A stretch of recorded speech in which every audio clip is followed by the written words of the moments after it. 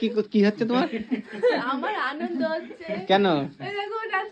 তোমরা ভাবছো তো আমার এত আনন্দ হচ্ছে কেন? পুরো ভিডিওটা দেখতে থাকো, বুঝতে পারবে। তো প্রথমে চলে আসলাম আমি একটি কেকের দোকানে, আর এখান থেকে একটি কেক পছন্দ করে নিয়ে নিলাম। তারপর চলে আসলাম একটি মিষ্টির দোকানে, সেখান থেকে কিছু মিষ্টি নিয়ে দুজন মিলে রাত্রেবেলায় চলে আসলাম আমার বাবার বাড়িতে। এবার ভাবছো বাবার বাড়িতে কারোর বার্থডে আছে? আরে না না, আজকে আছে আমার বাবা মায়ের 25তম অ্যানিভার্সারি। তো সেটাই কিন্তু সেলিব্রেট করতে আমি আর তোমাদের দাদা ভাই চলে এসেছি।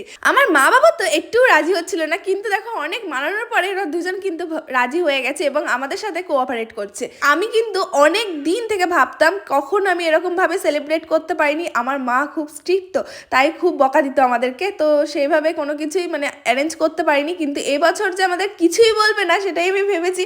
আর আমার বাবা মাকে দেখে আমার সত্যি খুব খুব খুব খুব ভালো লাগছে, যে তোমাদেরকে আমি বলে বোঝাতে পারবো না, এতটা ভালো লাগছে। তো আমি যে এই সেলিব্রেটটুকু করতে পেরেছি, বেশি বড় করতে পারিনি, বাট ছোট করে যেটুকু পেরেছি সেটুকুই করার চেষ্টা করেছি। কিন্তু ওদেরকে যে একটু আনন্দ দিতে পেরেছি এটাই আমাদের কাছে অনেক। তো আমরা দুই ভাই বোন কিন্তু বাবা মাকে এখন খাইয়ে দিচ্ছি।